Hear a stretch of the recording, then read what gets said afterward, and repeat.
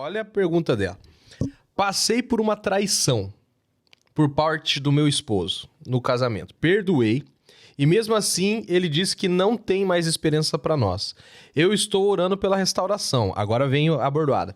Mas e o segundo casamento, pastor? É pecado? E aí? Bom, vamos lá, Caroline, né? Caroline. Bom, a questão da traição, eu particularmente vejo como uma possibilidade. Você tem essa possibilidade de decidir em perdoar e continuar com esse alguém, ou você tem a possibilidade de, nesse momento, gerar também uma cisão, entende? Tudo aquilo que foi extraconjugal se configurou literalmente uma traição, né? E aí te deixa na possibilidade de decidir perdoar esse alguém e continuar o seu relacionamento, só que isso vai implicar numa vida embasada em muita sabedoria. Por quê? Porque uma pessoa que viveu uma traição, que viveu um choque, um conflito no relacionamento, principalmente advindo pela traição, gente, é difícil de administrar isso. Porque a confiança vai embora, né? A insegurança vai imperar e esse alguém precisará dar um testemunho de mudança. Então, tem toda uma nova roupagem para administrar tudo isso. Então, eu atendo pessoas aqui que dizem, olha, pastor, eu vivi um processo de traição. Ok, você vai dar sequência ou você não quer mais casar? Você não quer mais continuar com esse alguém? Melhor. Ah, eu quero perdoar. Então, você vai perdoar, vai dar sequência. Então, é todo um processo. Eu vou explicando isso. O segundo casamento, eu entendo que nesse momento abre-se sim um precedente para que você possa sim encontrar alguém e casar-se e viver feliz, tá bom? Ah, mas a igreja, fulano diz isso, diz aquilo. Se você tiver que ouvir todo mundo que fala aí, você vai viver, vai virar um ermitão nesse mundo aí, tá bom? A minha visão é, se houve traição, pecados nesse sentido, pelo menos 3 coisas, né? Dão liberdade, eu penso assim, pode ser chamado de herético, vamos chamar de tanta coisa, não faz mal. Eu tenho já maturidade para administrar isso, não tem problema. Mas olha,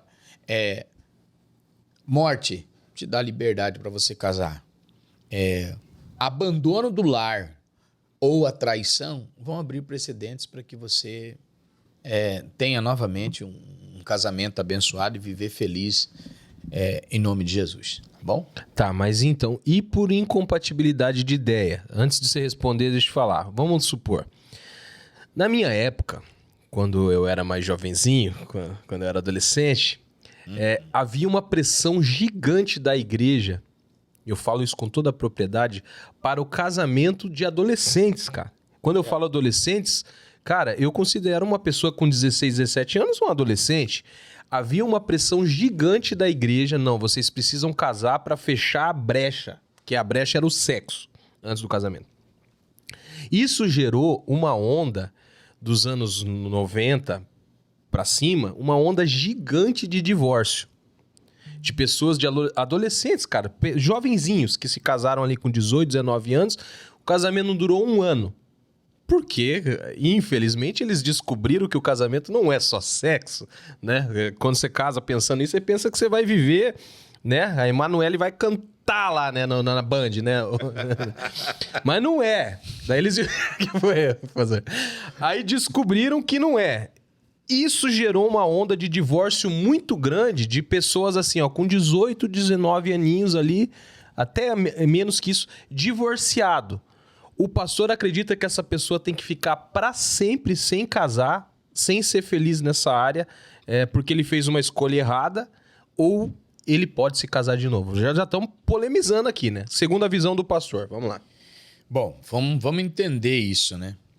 E isso não é uma realidade antiga. Isso ainda perdura nos nossos dias. Lamentavelmente, isso perdura nos nossos dias.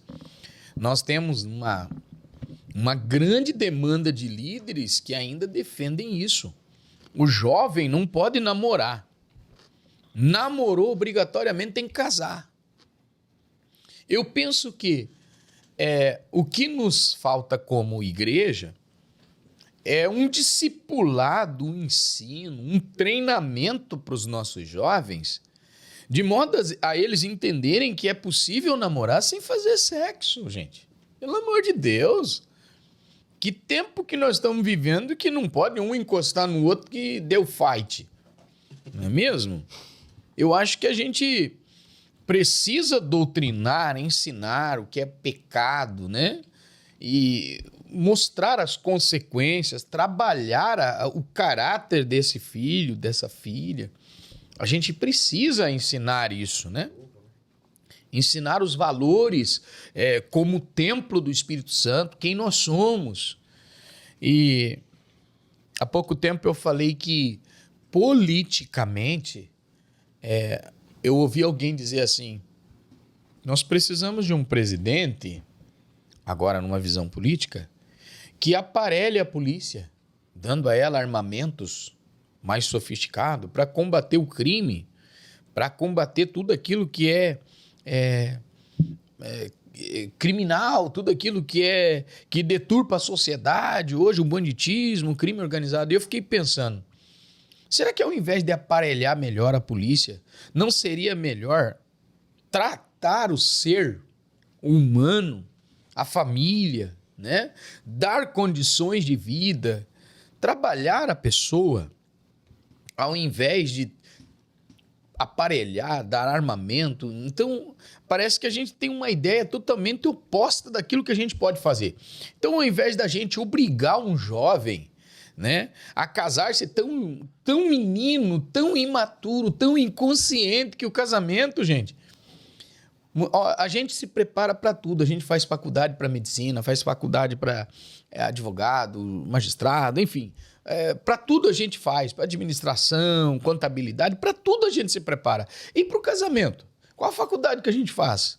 Absolutamente nenhuma. Então a gente precisa se preparar, ter maturidade, saber o que a gente vai viver, uma vida a dois, uma família. Viver uma família não é brincadeira.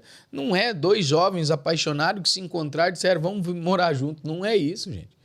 Depois a gente vai ter dados assustadores aí de divórcios em avanço. Por quê? Por orientação de um cabeça de bagre lá que, ao invés de chamar, de trabalhar, de ensinar, né? Hoje não tem um treinamento nem para casamento. É raro as igrejas que faz um antes, né? Chama esse casal de namorado antes de noivar, durante o período do namoro, noivado, casamento, preparar eles para um futuro casamento de verdade, um futuro de triunfo, de crescimento. Consequentemente, nós vamos ver aí o que disse o pastor William, jovens que estão hoje dando margem a um nível gigante, né, de dados aí de separação, de divórcios. E aí? Mas agora por incompatibilidade não se descobriu. Gente, se a gente for ver isso aí, ninguém mais vai poder contrair família, já era. Já era. Então alguém será responsabilizado por isso. Mas eu não consigo acreditar que depois disso essa pessoa deva viver o resto da sua vida sozinha. Pode bater, estou aqui pronto para apanhar, não tem problema. Mas eu penso que essa pessoa tem o direito, sim, de encontrar alguém, de ser feliz. Teve uma inscrita aqui, que eu não me lembro o nome, que eu já perdi, que Roberta Mendes. Ela escreveu várias coisas. Ela escreveu aqui. Roberta Mendes, é tua parente, que o pastor é pastor Elias Mendes, né? E ela escreveu várias coisas. Tem que lutar até o final no casamento, ou senão tem que ficar sozinho.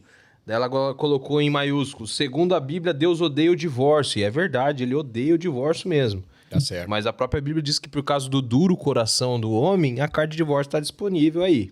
Né? A Bíblia fala sobre isso. É meio complicado esse assunto, porque assim, pastor, vamos voltar de novo aí. Eu vejo como algo contextual e algo cultural, algo... Existem coisas da Bíblia e, cara, não me entenda mal. Se quiser bater, também bata. E se não concordar, também... Enfim.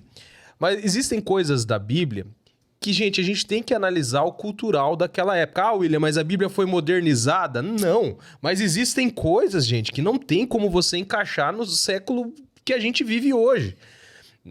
Eu tô falando alguma baboseira aqui, pastor? Não, exatamente.